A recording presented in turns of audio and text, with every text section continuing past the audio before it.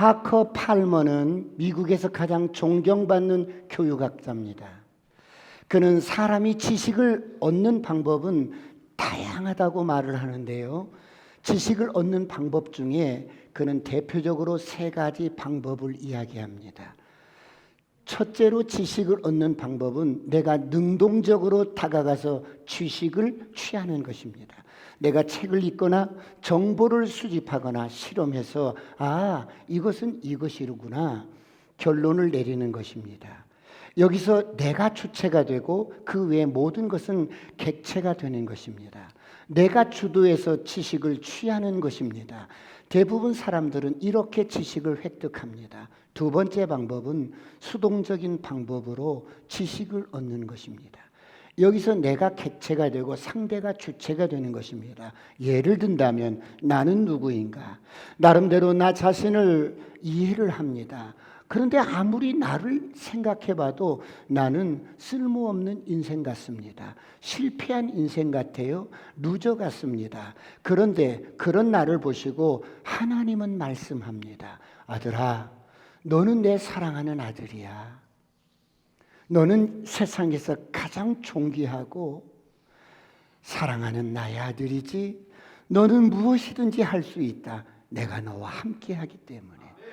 라고 성경이 말씀을 합니다. 그렇다면 나는 어떻게 해야 되는가? 내 마음을 열고 말씀을 신뢰하면서 그 지식을 받아들여야 합니다. 그렇게 되면 지금까지 내가 이해했던 것과는 차원이라는 나의 것이 되어서 나는 존귀한 사람이구나, 하나님께 사랑받는 존재구나 라는 새로운 지식이 나의 것이 되어서 나는 새롭게 인생을 출발할 수 있습니다. 할렐루야. 이런 수동적인 방법을 통해서 지식을 얻게 되는 경우가 있습니다. 세 번째 지식을 얻게 되는 방법은 참여와 헌신을 통해서 얻게 됩니다.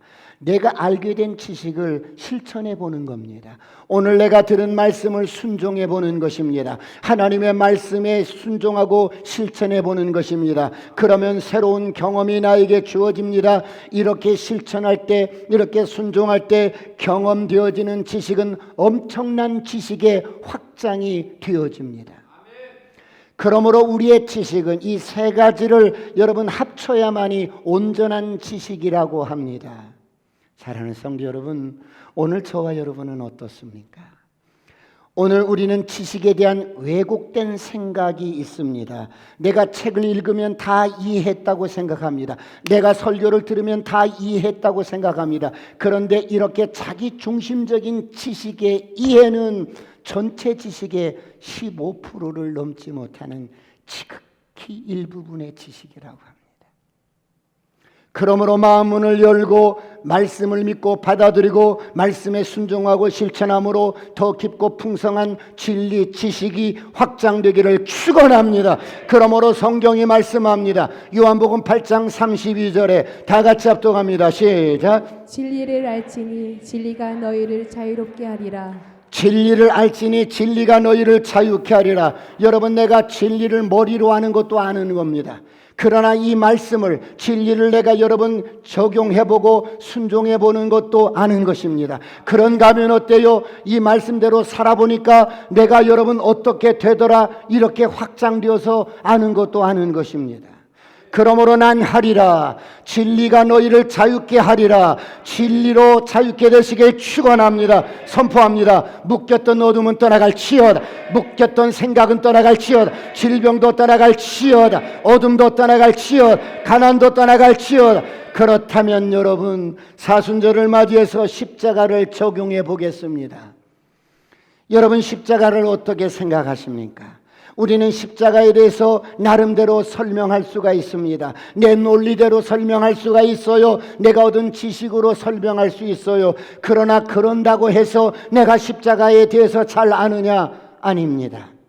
왜 그렇습니까? 십자가가 나에게 말을 해줘야 합니다. 십자가가 여러분에게 말을 해줘야 합니다. 그것을 받아들일 때 내가 누구인가를 알게 됩니다. 십자가 앞에서 내가 어떤 사람인가를 알게 되는 겁니다.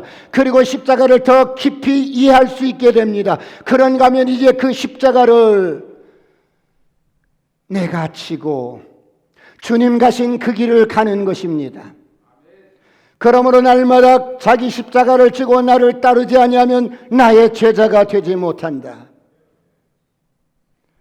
사순절을 맞이해서 십자가를 지고 주님을 따라가시길 축원합니다. 이렇게 할 때 저와 여러분은 십자가가 관념이 아니고 십자가가 지식이 아니고 십자가가 내 삶의 능력이 됩니다. 이런 지식의 확장이 있기를 축원합니다. 사랑하는 성도 여러분, 오늘 저와 여러분은 어떻습니까? 저 십자가에 대한 이해가 우리의 머리에서 시작되었지만 이제는 십자가를 더 깊이 알아가야 합니다.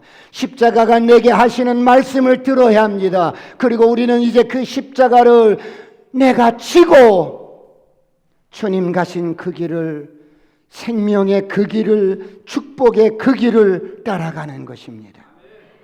오늘 이런 은혜가 있기를 축원합니다. 제가 교회를 다녔지만 성령을 받기 전에는 십자가를 깨닫지 못했습니다. 그런데 성령을 받고 나자 영적인 깨달음이 시작이 되었습니다. 십자가의 도가 저에게 세 가지로 크게 다가왔습니다. 첫째는 구약 성경의 모든 가르침은 예수님과 십자가를 위한 준비 과정이라는 사실이 깨달아졌어요. 예수님만이 성경에 약속된 메시아라는 것을 깨달아졌어요. 구약의 모든 성경이 바로 예수님과 십자가를 향한 것이었습니다. 두 번째, 예수님은 우리를 위해 십자가에서 죽으심으로 단 한 번에 구약의 모든 제사를 완성시켰습니다. 율법의 요구를 끝내버리셨어요. 율법의 요구가 뭡니까? 죄의 싹은 사망입니다. 어떤 인간이든지 죄를 지으면 죽어야 하는 것입니다. 그런데 이 죽음을, 이 율법의 요구를 예수님께서 십자가에서 단 한 번에 끝내버리셨어요. 할렐루야! 그러므로 다 이루었다. 아버지의 뜻을 다 이루었고 율법의 요구를 다 이루었다. 성령을 받고 십자가는 나에게 이렇게 다가왔습니다. 그런가 하면 세 번째, 그러므로 누구든지 모든 사람은 오직 예수 그리스도의 십자가 사건을 믿음으로 구원을 받는다는 거예요. 할렐루야! 예수를 믿음으로 하나님의 자녀가 되는 것입니다. 이것이 성령 받고 깨닫게 된 십자가의 도였습니다.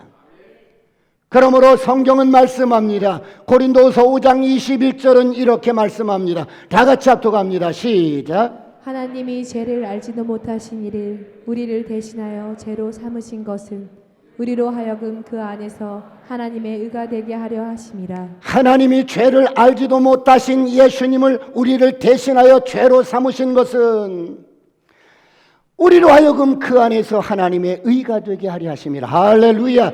선포합니다. 어둠은 떠나갈지어다. 저주는 떠나갈지어다. 가난도 떠나갈지어다. 질병도 떠나갈지어다. 사랑하는 성도 여러분, 그렇다면 이제 예수 믿고 거듭난 하나님의 자녀들은 어떻게 살아야 할까요?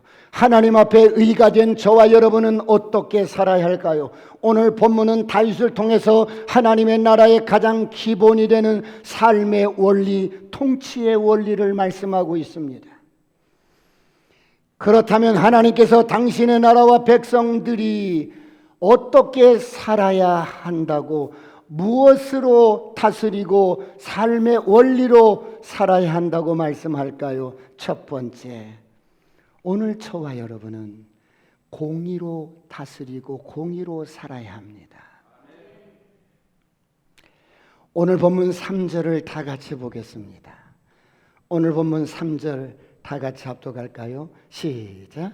이스라엘의 하나님이 말씀하시며 이스라엘의 반석이 내게 이르시기를 사람을 공의로 다스리는 자, 하나님을 경외함으로 다스리는 자여, 이스라엘의 하나님이 말씀하시며 이스라엘의 반석이 내게 말씀하기를, 여러분, 하나님만이 우리의 반석입니다. 할렐루야. 하나님만이 우리 인생의 반석이에요. 할렐루야. 이런 하나님이 저와 여러분의 인생을 영원토록 책임을 져주시는 반석 되신 주님이 말씀하시기를, 사람을 공의로 다스리는 자. 여러분, 무슨 말씀이에요? 이렇게 예수 믿고 거듭난 저와 여러분은, 하나님의 의가 된 저와 여러분은 이제 우리의 삶의 원리가 뭐예요? 공의롭게 살아야 된다는 거예요. 여러분, 후대에 오는 왕들과 오고 오는 세대들에게 다윗은 하나님 나라의 통치의 원리가 공의라고 말씀합니다. 여러분, 왕들은, 사람들은 이제 공의로 다스리고 공의롭게 살아야 한다고 권면합니다. 그러므로 왕들아, 너희들의 생각대로 인생을 살지 말고, 너희들의 생각대로 통치하지 말고, 어떤 여론에 휩싸이지 말고, 어떤 당리당략에 휩싸이지 말고 하나님의 공의로 다스리라고 말씀합니다. 할렐루야. 사랑하는 성도 여러분, 그렇다면 공의가 무엇입니까? 공의의 사전적인 의미가 무엇입니까? 공평함과 정의로움을 공의라고 합니다. 공평함과 정의로움을 공의라고 합니다. 그렇다면 왜 저와 여러분의 삶의 원리가 공의로워야 하고, 왕들은 백성들을 다스릴 때 공평함과 정의로움으로 다스려야 합니까? 여러분은 왜 그래야 한다고 생각하십니까? 공의는 인간의 권력에 절제할 수 있는 힘을 부여합니다. 여러분, 사람은 죄성이 강해서 권력을 손에 쥐면 폭주를 하게 됩니다. 권력을 손에 쥐면 마음대로 하고 싶어 합니다. 여러분, 사람에게 위기가 언제 찾아옵니까? 사람은 뭔가 가졌을 때 위기가 찾아옵니다. 권력이 있을 때 위기가 찾아와요. 돈이 있을 때 위기가 찾아와요. 성공했을 때 위기가 찾아와요. 내가 높아졌을 때 위기가 찾아옵니다. 왜 그렇습니까? 여러분, 내가 권력 있고 돈 있고 성공하고 높아졌을 때 사람들은 자기 마음대로 하고 싶어 합니다. 자기 기분대로 하고 싶어 합니다. 이때 인간의 죄성이 드러나는 거예요. 여러분, 이렇게 폭주하는 권력을 무엇으로 막을 수가 있겠습니까? 바로 하나님의 공의만이 폭주하는 권력을 잡을 수가 있습니다. 그렇다면 백성들이 정치를 잘하라고 부여해준 이 권력, 허락해준 이 권력이 폭주하고 행포를 부리고 독주로 치닫는 이유가 무엇일까요? 공의가 무시되기 때문에, 공법이 무시되기 때문에, 나라의 근간인 공법이 짓밟히고 무시됩니다. 법치국가에서 법이 무시되고 법이 무너지면 나라가 무너집니다. 우리 대한민국이 하루속히 여러분 무너졌던 법이 세워지고 공법이 물같이 흐르고 정의가 하수같이 흐르는 대한민국이 되시길 축원합니다. 축원합니다. 두 번째, 하나님의 나라의 통치의 원리는 무엇입니까? 두 번째, 경외입니다.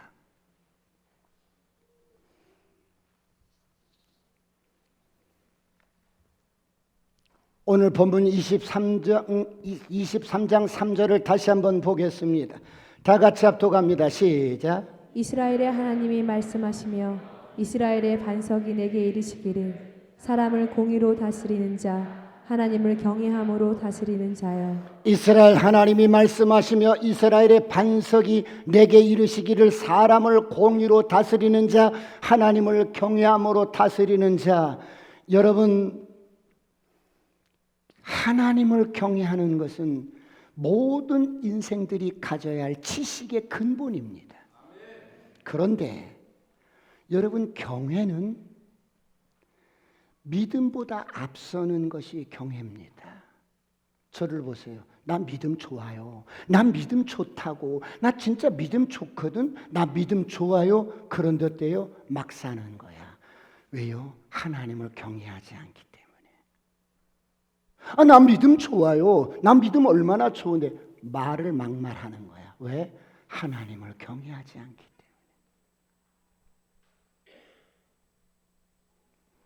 그래서 경외는 여러분의 모든 전 인생을 살고 하나님 앞에 딱 섰을 때 하나님은 경외라는 한 단어로 여러분의 모든 인생을 평가해 버리는 겁니다.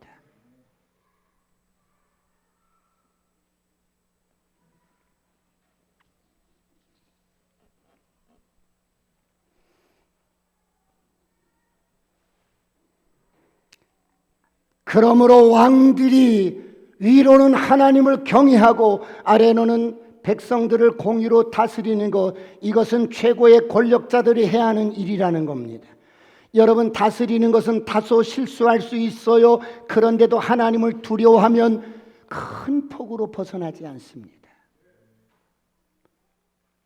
사랑하는 성도 여러분, 그렇다면 왕들이 하나님을 두려워하면서 공의로 통치를 하면 어떻게 됩니까? 오늘 본문 4절을 보겠습니다. 다 같이 시작. 그는 돋는 해의 아침 빛 같고 구름 없는 아침 같고 비 내린 후에 광선으로 땅에서 우미 돋는 새풀 같으니라 하시도다. 여러분, 참 아름다운 여러분 모습을 보세요. 이렇게 하나님을 경외하고 공의로 이렇게 인생을 살아가면 이런 사람은 돋는 해의 아침빛 같고 구름 없는 아침 같고 비 내린 후에 광선으로 땅에서 돋는 새풀과 같으니라. 얼마나 아름다운 인생입니까? 얼마나 아름다운 가정입니까? 나는 다른 게 한 게 없어요. 하나님을 경외한 것뿐이고 공의로 여러분 다스린 것뿐이에요. 그런데 이런 자는 이렇게 된다는 거예요. 오늘 이런 은혜가 있기를 축원합니다. 축원합니다. 저를 향해 선포합니다. 아싸, 꿈 같은 일이 일어납니다. 그런데 여러분, 사람을 공의로 다스리는 자, 하나님을 경외함으로 다스리는 자, 여러분 사람을 공의로 다스리는 자, 하나님을 경외함으로 다스리는 자, 여러분 여기서 통치의 대상이 사람입니다. 그런데 이런 표현은 흔한 표현이 아니에요. 여러분, 만약에 우리나라 최고의 권력자인 대통령께서 나는 지금 백성들을 다스리고 있어요. 그런데 여기에서 여러분 이 어떤 단어를 썼냐면 히브리 원어를 보면 백성인 암이라는 단어를 써야 하는데 암이라는 단어를 쓰지 않고 인류를 의미하는 아담이라는 단어를 썼어요. 왜 백성이라는 단어를 쓰지 않고 사람이라는 단어를, 아담이라는 단어를, 인류라는 단어를 썼을까요? 여러분, 인류를 다스리는 사람이 어디 있겠어요? 대한민국 대통령이 인류를 다스리지는 않습니다. 미국의 트럼프 대통령이 세계 아무리 최강의 나라의 대통령이지만 인류를 다스리지는 않습니다. 여러분, 이렇게 인류를 공의로 다스리고 하나님을 경외함으로 다스릴 자가 누구겠습니까?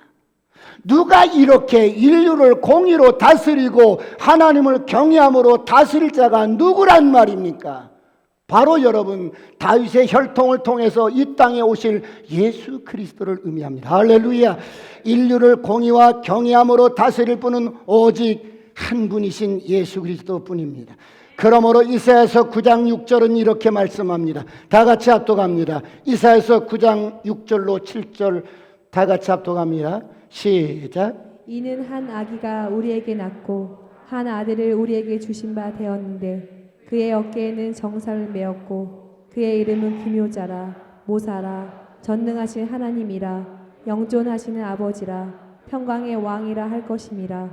그 정사와 평강의 더함이 무궁하며 또 다윗의 왕자와 그의 나라에 군림하여 그 나라를 굳게 세우고 지금 이후로 영원히 정의와 공의로 그것을 보존하실 것이라. 만군의 여호와의 열심히 이를 이루시리라. 한 아이가 이 땅에 오는데 그의 어깨에 정사가 달려 있어요. 예수님이 여러분 아기 예수로 이 땅에 오셨지만 그 어린 아기 예수의 어깨에 인류의 운명이 달렸다는 거예요. 사느냐 죽느냐, 그 어깨에 정사가 달렸다는 거예요. 그래서 여러분, 예수님은 기묘자라, 모사라, 전능하신 하나님이라, 영존하시는 아버지라 평강의 왕이시며 인류를 공의로 다스리시며 하나님을 경외함으로 다스리는 자라고 말씀합니다. 그러므로 예수님은 우리의 왕이십니다. 만왕의 왕이십니다. 온 인류의 왕이십니다. 선포합니다. 어둠은 떠나갈지어다. 저주는 떠나갈지어다. 가난도 떠나갈지어다. 질병도 떠나갈지어다. 암덩어리 떠나갈지어다. 머리끝부터 발끝까지 모든 신경과 세포는 정상적으로 돌아올지어다. 가려움증도 떠나갈지어다. 여러분, 오늘 다윗의 노래는 모든 것이 예수님의 이야기입니다. 그런가 하면 이런 예수님과 이런 연약한 인생과 하나님이 언약을 맺으셨어요. 그래서 다윗은 자신의 삶을 마감하는 시기에 지난 날들을 돌아보면서 이제 마지막으로 고백할 때 그 언약을 떠올리는 겁니다. 그 언약의 내용이 어떤 내용이었어요? 사무엘하 7장 16절을 보면 이런 내용입니다. 다 같이 시작. 내 집과 내 나라가 내 앞에서 영원히 보존되고 내 왕위가 영원히 경고하리라 하셨다 하라. 여러분, 저를 보세요. 다윗은 베들레헴 목동이었어요. 아버지도 내세울 게 없고 스펙도 없고 그냥 평범한 농부의 아들이었고 촌부의 아들이었어요. 그런데 이런 나를 하나님이 부르시고 예선하셔서 왕이 되었어요. 가는 곳마다 승리를 하게 합니다. 이런 은혜가 너무 감사해서 하나님, 제가 하나님 성전을 지어드리고 싶어요. 하나님 성전을 아름답게 지어드리고 싶어요. 건축하고 싶어요. 그러자 하나님이 다윗아, 네가 내 집을 지어준다고? 내가 마음을 받았다. 참, 네가 그런 마음을 품고 있다니 내가 너무 기쁘다. 그런데 다윗아, 내가 너의 집을 지어줄게. 내가 너의 집을 지어주는데 내가 짓는 이 집은 나무와 벽돌로 짓는 것이 아니라 너의 왕족의 왕가의 이 가문을 영원토록 내가 보장해 주마. 할렐루야. 영원히 너의 가문을 내가 보장해 주마. 언약을 맺습니다.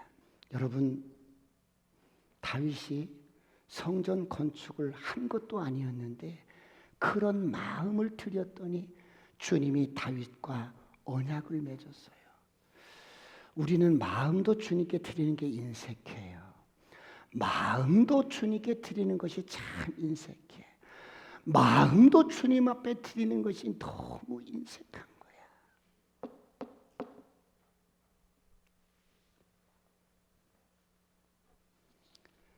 인색한 영은 떠나갈지어다. 마음이 풀어질지어다. 그런데 여러분, 다윗과 하나님께서 언약을 맺었는데, 다윗의 왕자는 세상적인 눈으로 볼 때 어때요? 이스라엘 백성들이 우상을 섬기고 자꾸 불순종하고 불신앙을 갖자 바벨론 침략으로 왕가가 끊어져 버렸어. 솔로몬이 지었던 성전도 그때 다 무너져 버리고 파괴가 돼 버려요. 그런데 여러분, 다윗과 맺은 하나님의 언약은 어떻게 되었을까요? 다윗과 하나님과 맺었던 언약은 1000년이 지났을 때 마태복음 1장의 족보처럼 예수님이 다윗의 혈통을 통해서 여러분 이 땅에 오십니다. 가브리엘 천사가 마리아에게 한 말입니다. 누가복음 1장 31절로 33절 시작. 보라, 내가 잉태하여 아들을 낳으리니 그 이름을 예수라 하라. 그가 큰 자가 되고 지극히 높으신 이의 아들이라 일컬어질 것이요 주 하나님께서 그 조상 다윗의 왕위를 그에게 주시리니 영원히 야곱의 집을 왕으로 다스리실 것이며 그 나라가 무궁하리라. 아들을 낳으리니 예수라 하라. 할렐루야.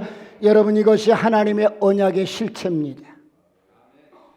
사람의 눈으로 보기에는 이미 끝난 것 같아요. 성전도 허물어지고 여러분 다윗의 왕가가 이미 다 몰락한 것 같습니다. 그런데 하나님의 언약은 영원토록 변함이 없어요. 할렐루야. 이렇게 해서 1000년 후에 이 땅에 오신 예수 그리스도를 통해서 하나님과 다윗과 맺은 언약이 성취가 됩니다. 다윗에게 주신 언약이 예수님에게서 성취가 되었습니다. 그러므로 여러분, 다윗이 이렇게 고백하는 거예요. 앞으로 되어질 것도 여러분 바라보면서 사무엘하 오늘 본문 5절을 보겠습니다. 23장 5절 시작. 내 집이 하나님 앞에 이같지 아니하냐. 하나님이 나와 더불어 영원한 언약을 세우사 만세 앞에 구비하고 견고하게 하셨으니 나의 모든 구원과 나의 모든 소원을 어찌 이루지 아니하시랴. 내 집이 하나님 앞에 이같지 아니하냐. 하나님이 나와 더불어 영원한 언약을 세우사 만사에 구비하고 견고하게 했으니 나의 모든 구원과 나의 모든 소원을 어찌 이루지 아니하시랴. 오늘 이런 인생이 되시길 축원합니다. 오늘 교회 모든 성도님들이 이런 인생이 되시길 축원합니다. 하나님이 이같지 아니하냐.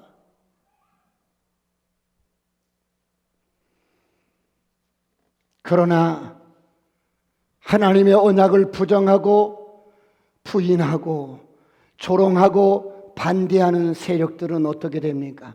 오늘 본문 6절과 7절을 보겠습니다. 다 같이 합독합니다. 시작. 그러나 사악한 자는 다 내버려질 가시나무 같으니 이는 손으로 잡을 수 없음이로다. 그것들을 만지는 자는 철과 창자루를 가져야 하리니 그것들이 당장에 불살리리로다 하니라. 하나님의 언약을 부정하거나 대적하는 사람들을 여기서는 악한 사람이라고 표현합니다. 여러분, 악한 것의 기준은 성경은 바로 어때요?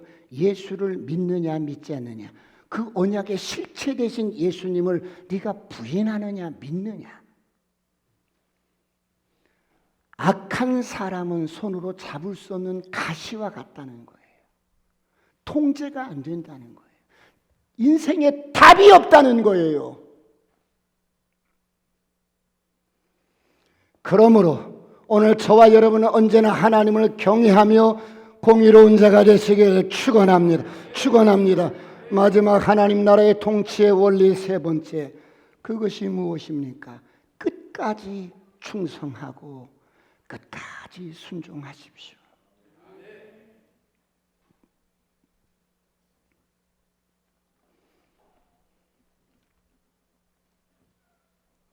무엇에 대해서 내가 충성을 하고 무엇에 대해서 순종을 해요? 여러분, 부끄러운 고백이지만 저는 충성과 순종을 교회 안에서 배우지 않았어요. 고등학교 때 친구와 한 달 동안 알바를 갔어요. 그 친구는 저보다 키도 크고 아주 여러분 몸집도 체구도 좋고 힘도 좋아요. 그런데 한 달 동안 알바를 하는데 이 친구는 입만 열면 불평하는 거야. 입만 열면 자기 생각을 말하고 불평하고 그러는 거예요. 그런데 저는 그러든 말든 열심히 주어진 일을 했어요. 한 달이 되었어요. 사장님이 우리 둘을 부르더니 그 친구에게 봉투를 하나 주고 저에게는 봉투를 2개를 주는 거예요. 그래서 이 한 개가 뭐냐고 물었더니 이 사장님이 이렇게 말하는 거예요. 너만 또 와.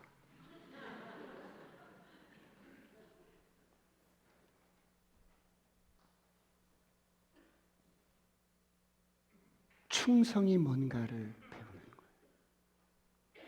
작은 일이지만 내게 맡겨진 일을 내가 감사함으로 불평하지 않고 원망하지 않고 그렇게 했던 거예요. 이런 은혜가 있기를 축원합니다. 내가 하나님 앞에 충성스러운 사람이야. 나만큼 충성해봐. 나 충성. 그런데 어때요? 저를 보세요.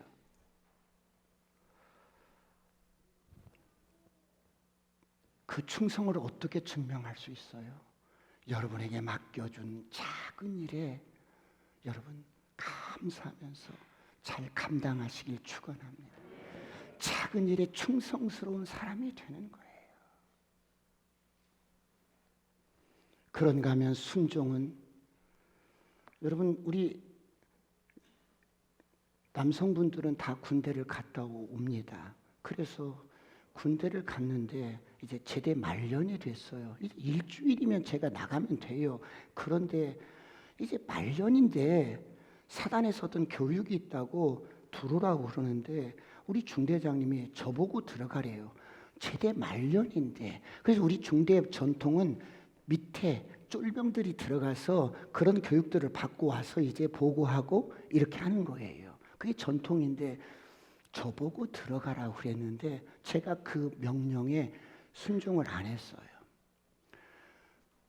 근데 이 중대장님이요, 저를 때리기 시작하는데 지금 생각해도 아주 얼굴이 다 터져버린 거예요. 그냥 얼마나 여러분 주먹으로 여러분 저는 순종을 그때 배운 거예요.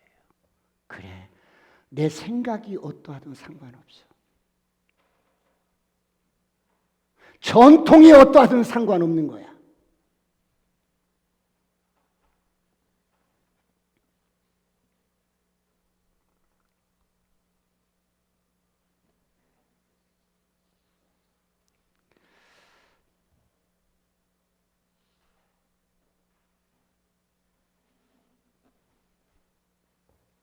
내게 맡겨진 일, 그리고 나에게 명령하는 윗선이 누가 됐든지 간에 상관없어. 오늘 이런 순복의 영이 있기를 축원합니다. 끝까지 충성하고 순종을 하는데요, 이게 오늘 하나님 나라의 여러분 백성들의 삶의 원리요, 통치 원리예요.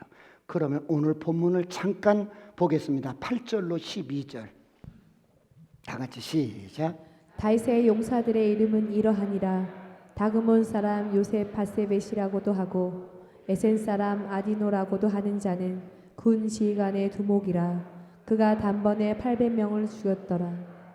그 다음은 아우아 사람 도대의 아들 엘리아살이니 다윗과 함께한 세 용사 중에 한 사람이라.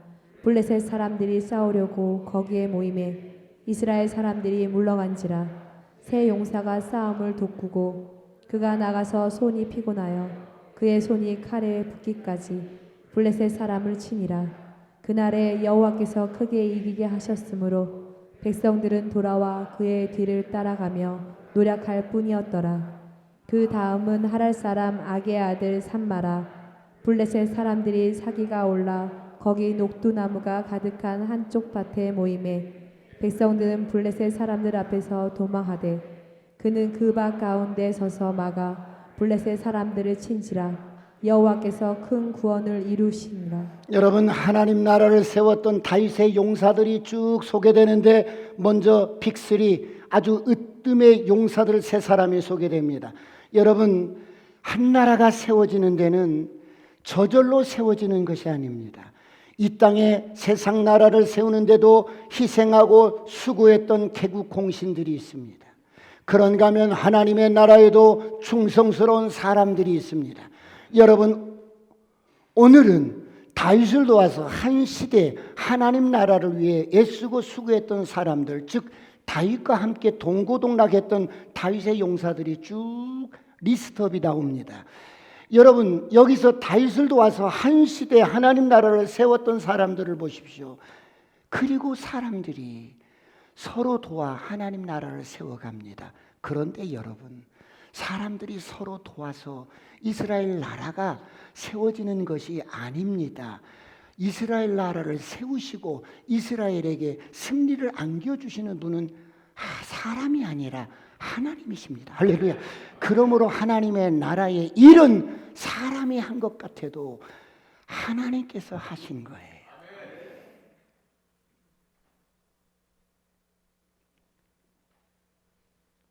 여기에 열거되는 용사들의 이름을 보십시오. 하나님께서 당신의 일을 행하시는 데 사용했던 사람들이 나옵니다. 영광스러운 사람들이에요. 많은 용사들 중에서 우수한 용사 먼저 탑3가 나옵니다.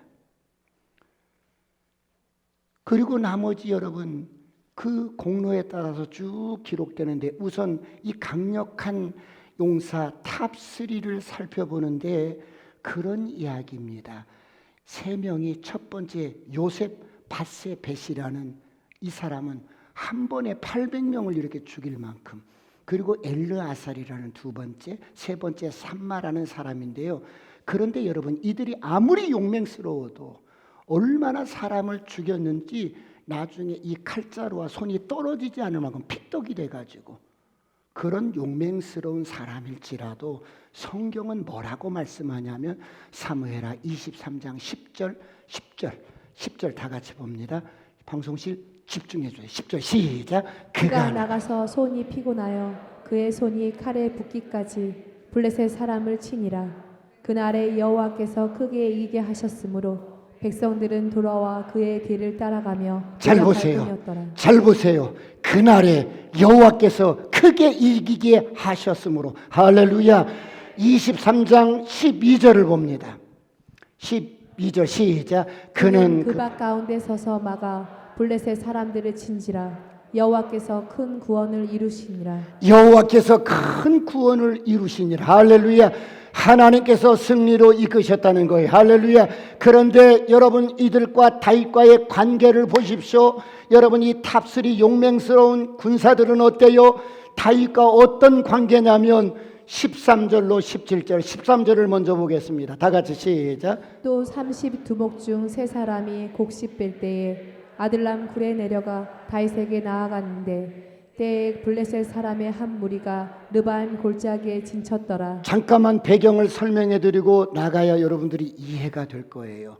여러분, 이 탑3가 어떻게 다윗의 마음이 감동이 되고 하나님께 감동이 됐냐면, 여러분, 이 블레셋 사람들이 르바임 골짜기에 진을 치고 있고 다윗은 압둘람 굴에 있을 때였어요.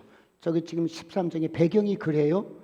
근데 이 르바임 골짜기를 포함해서 베들레헴까지 블레셋 사람들이 진을 치고 있어요. 그때 다윗의 마음속에 어릴 때부터 양을 치다가 날씨가 더우니까 갈증이 나면 베들레헴 성문 곁에 있는 우물이 있는데 그 물을 그냥 달려가서 벌컥벌컥 마셨던 어릴 때 추억이 있는 거예요. 그래서 그냥 지나가는 소리로 나의 살던 고향은 꽃피는 산골, 그 베들레헴 성문 곁에 마셨던 우물물이 생각이 나는 거야. 그 우물물이 마시고 싶고 그립구나.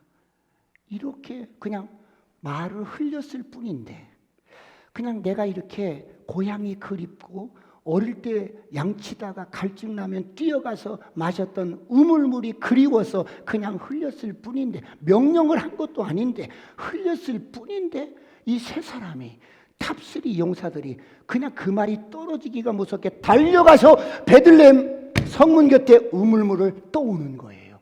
저들이 어디 가는 거야? 그들이 여러분 그 블레셋 적진을 뚫고 들어가서 베들레헴 우물 곁에 물을 떠온 거예요. 그런 내용이에요.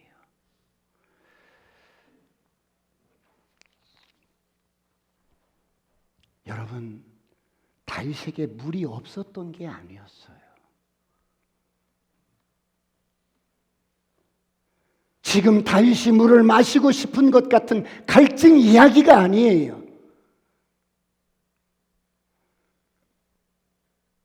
그 물이 그립다는 거예요.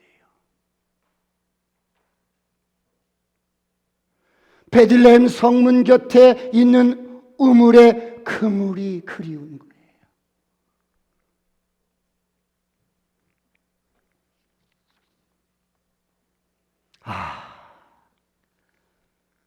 베들레헴 성문 곁에 작은 옹달샘 물이 있어.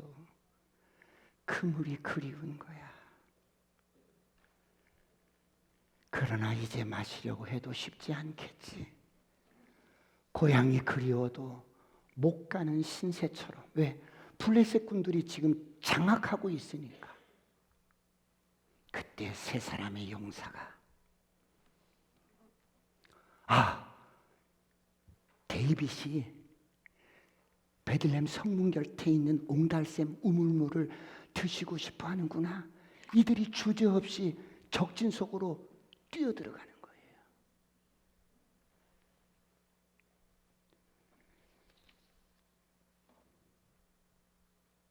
그래서 물을 떠왔어요. 이 물을 받은 다윗은 너무 감격한 거예요. 이렇게까지 나를 생각하는구나. 마음이 너무 감동이 되는 거야. 그런데 마음 한켠에는 이렇게 목숨을 걸고 적진을 뛰어들어가서 물을 떠온 이 부하들이 위험에 빠질 뻔했고 죽을 뻔했던 이것이 하나님 앞에 죄송하기도 한 거야. 그래서 이 떠온 물을 어떻게 해요? 하나님 앞에 쏟아 부어서 하나님 앞에 올려드리는 거예요. 아이고 저렇게 아까운, 아니 여러분 16절 17절을 보겠습니다.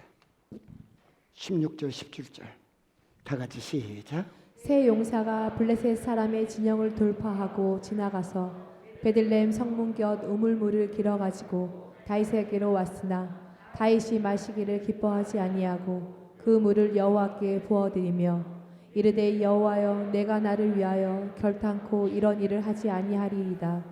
이는 목숨을 걸고 갔던 사람들의 피가 아니니까 하고 마시기를 즐겨하지 아니하리라. 새 용사가 이런 일을 행하였더라. 하나님 다시는 이런 일이 없도록 하겠습니다. 이 물은 자기 목숨도 마다하고 물을 떠러 갔던 사람들의 피가 아닙니까? 새 용사가 목숨을 걸고 떠온 물은 다윗에게는 물이 아니라 피였습니다.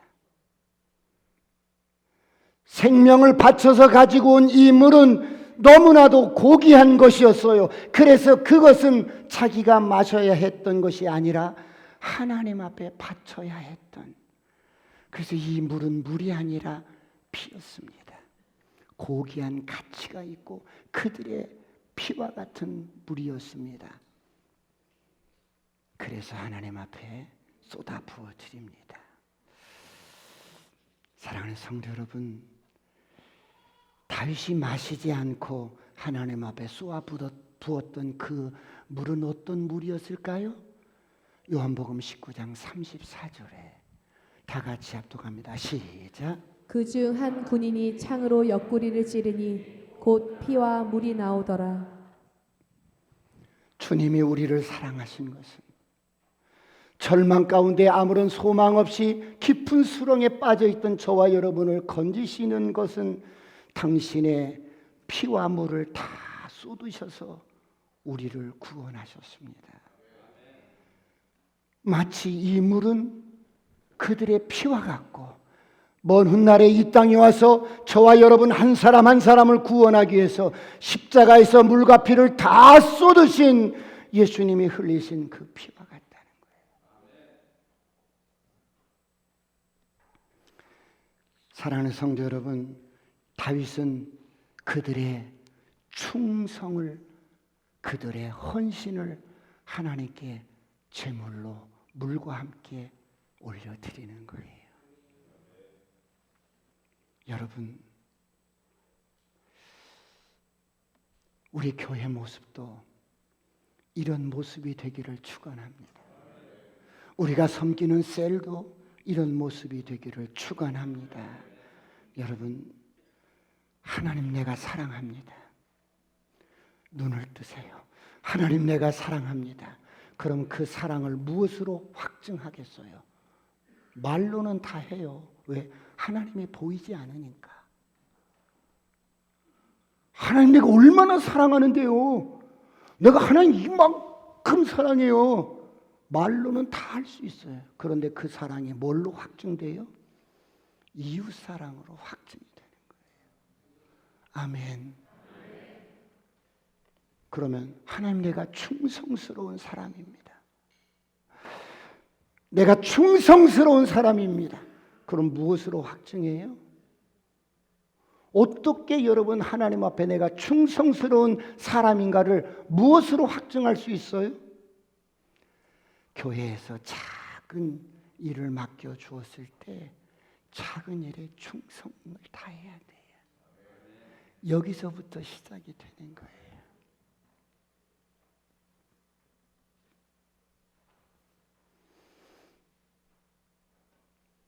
그런데 우리는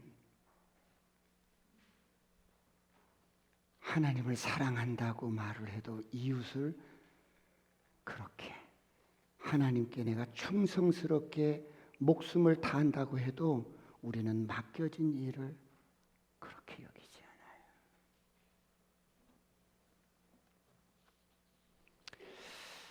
자, 제가 이 본문을 이렇게 말씀을 준비하면서 이렇게 읽어 내려가는데 내 마음 한쪽 구석에 큰 아픔이 있는 거예요.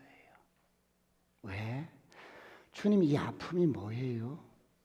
그런데 저를 보세요. 이 다윗에게 충성스러웠던 하나님 나라를 세워가는데 충성스러웠던 탑3 외에 30용사가 쭉 나와요. 그 다음에 쭉 이렇게 이 사람들의 이름이 나오는데 오직 한 사람의 이름이 없는 거예요. 많은 사람들이 다 여기에 이름이 기록되어져서 쭉 나오는데 오직 한 사람의 이름이 없는 거예요. 누굽니까? 요압이라는 사람이었어요. 다윗의 군대 장관인 요압의 명단이 없는 거예요. 다윗 군대에 현실적으로 가장 여러분 직급이 높았던 요압이라는 사람의 이름이 빠진 거예요.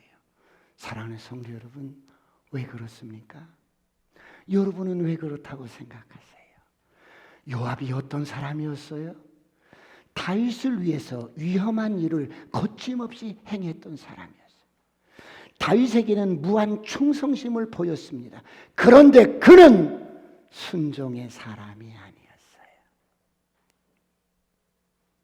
그렇다면 사랑하는 성도 여러분, 오늘 저와 여러분은 어떻습니까? 오늘 우리는 누가 나를 알아주지 않으면 직분을 헌시짝처럼 여깁니다. 내 뜻대로 안 되면 주어진 어떤 일을 헌시짝 버리듯이 버립니다. 어떤 일을 하다가 조금만 기분이 상하고 자존심이 상하면 흩어버릴 거야!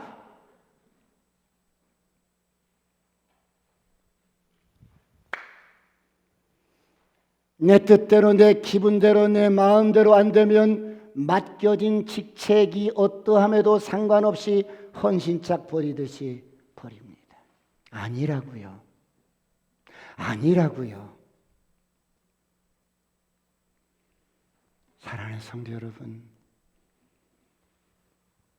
여러분은 하나님 나라에 무엇을 남기시겠습니까?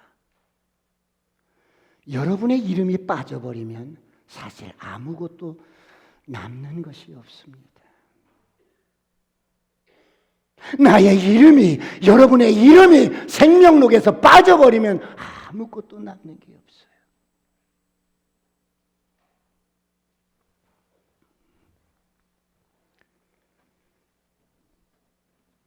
그렇다면 오늘 왜 요압의 이름이 기록되지 않았을까요? 요압은 주님의 일을 한 것이 아니었어요. 요압은 일생 동안 자신의 야망을 위해서 살았어요. 예수라는 이름의 미명 아래 여러분 자신의 야망을 이루기 위해서 살았어요. 요압은 다윗을 위해서 일한 것 같지만 요압은 철저하게 자신의 유익을 위해서 자신의 욕망을 위해서 충성을 하는 것 같았어요. 요압은 주님을 위해서 일한 것이 아니었어요. 요압은 자신이 만든 신,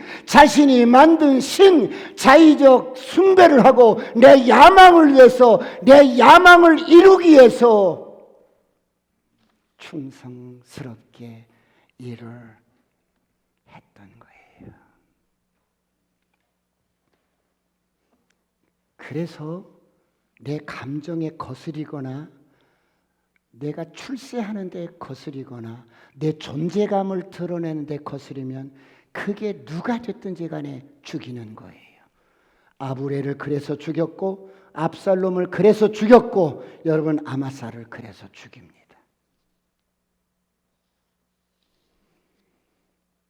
요압은 이처럼 자신의 권력에 방해가 되는 사람들은 용납하지 않았어요. 내 기분을 상하게 해. 내 자존심을 상하게 해. 내가 권력을 잡는데 존재감을 드러내는데 방해를 해.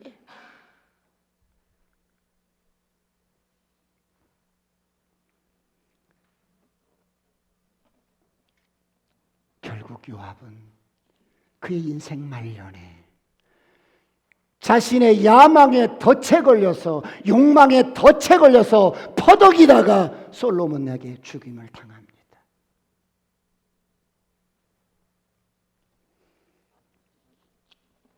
여러분, 하나님의 나라의 일은 잘하고 못하고가 문제가 아니에요. 끝까지 충성하고 끝까지 순종하시길 축원합니다. 많은 사람들이 주님을 섬긴다고 하면서 여전히 자신의 감정과 생각과 내 뜻을 마치 숭배하듯이 그렇게 섬기는 사람들이 많아요. 오늘 저와 여러분은 어떻습니까? 오늘 요압 같은 사람이 저 같은 목회자일 수가 있어요. 결국 이런 사람은, 요압처럼 자신을 숭배했던 사람은 생명록에서 그 이름이 빠져버릴 수가 있다는 거예요. 하나님의 나라는 순종과 순복의 나라요 질서 속에 세워지는 나라입니다. 그러므로 말씀을 마무리합니다. 여러분 저를 보세요.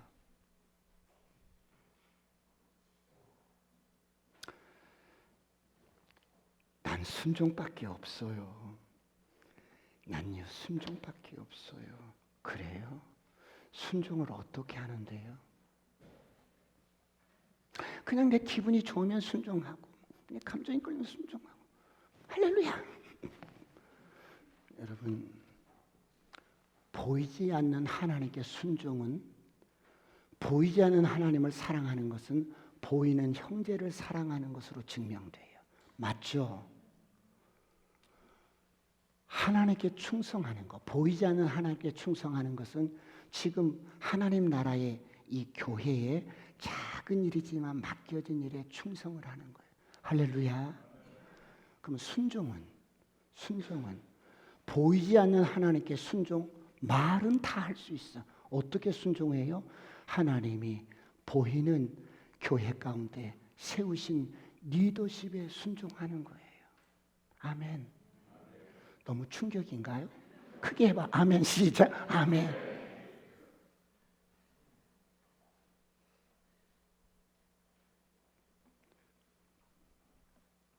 오늘 여러분이 수고하는 것, 여러분이 충성스럽게 섬기는 것, 여러분의 이름과 함께 다 생명록에 기록이 되는 거예요. 하나님은 여러분의 충성을 기억할 거예요. 하나님은 여러분의 순종을 기억할 거예요. 예수 그리스도가 이 땅에 와서 보세요. 이 세상의 제도가 얼마나 불합리해요. 얼마나 불의한 게 많아요. 그런데 하나님이신데도 예수님은 순종하고 충성스럽게 끝까지 충성하고 끝까지 순종해서 어마어마한 아버지의 뜻을 다 이루어드렸어요. 이런 은혜가 있기를 축원합니다. 기도하시겠습니다.